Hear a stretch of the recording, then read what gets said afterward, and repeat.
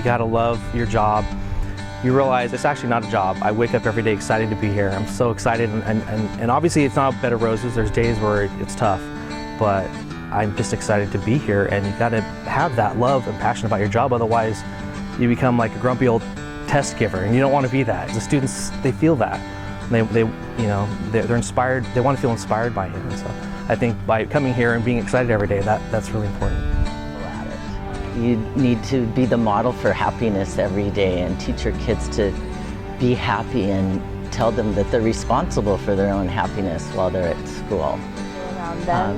And I think the best thing to be is authentic. Be real with them, because the moment you act inauthentically or act a way you think is mandated of you, they sense that, and it kind of diminishes that relationship that's really important that first year, because you need to rely on them just as much as they need to rely on you. You have to take your cues from them to make sure that you're moving and going in the right direction. Well, they need to know how we start something. So how do you line up when you're coming into the classroom? Where do you line up? Who comes in first? If we're getting materials for something, how am I going to be organized about doing that? Is it by table groups? You can't have them all at one time go, okay, go get your stuff. That doesn't work at all. And so make sure that you ask for help, because no matter how great your teacher credential program is, how fabulous your master teachers were in your assignment for being able to teach in the classroom, you're never fully prepared for real life experience. There's always something that comes up and it's like, oh, I never even experienced that. They didn't prepare me for that. I would say is to really work to form relationships with your coworkers and especially your grade level partner to the point where you have someone to go to for anything. I've learned that teachers love to share and support each other. I would tell them not to be afraid to reach out and find that support group on the staff. Know that there are mentors there for you, but also don't forget that you can mentor senior teachers. You have skills that you may not know that you have.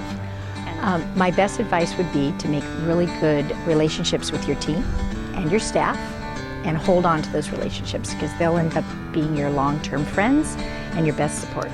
I think one of the most important things is show up. Nothing great happens if you're not there. Give yourself time. Time is a good thing.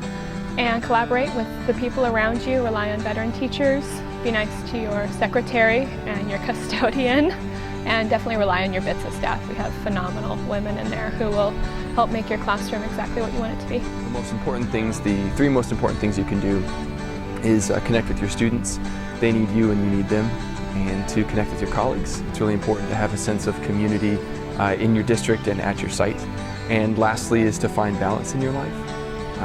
A balance between your work life and finding time for yourself and for your family and to stay healthy. But in the end, it's very rewarding. You'll make some great relationships with fellow teachers, and you will make some excellent relationships with students, and you'll really feel in the end like you've made a difference in their lives. Accept help from anybody who offers it.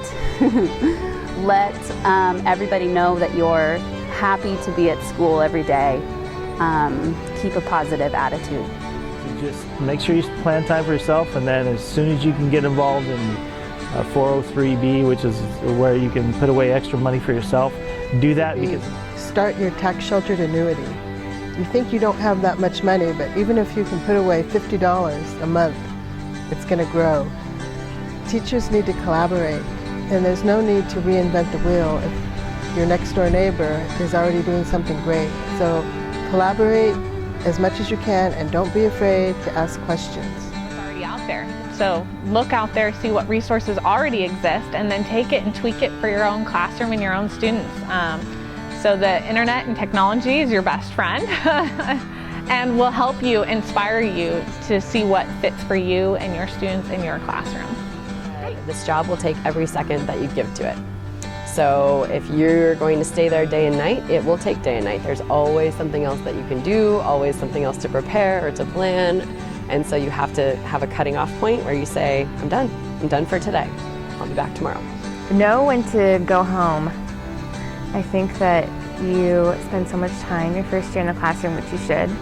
I mean, until like 8 o'clock, but then take time for yourself and for your family, and just look around you and know that this is a 24/7 job if you make it that way, so you have to make the choice to not make it that way.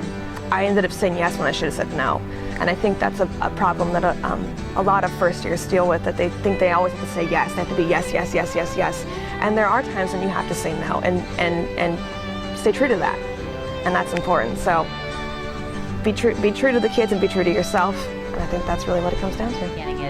That you are completely making memories for these kids. This is something they're going to look back on in their life. They are going to either remember you or the school or their friends and the experience that they're getting through everything you teach them. And so you want to make great memories. And that's the fun part of teaching, is that you're always learning, and that you get to be with these people all the time. Your colleagues help you learn, you learn from the kids.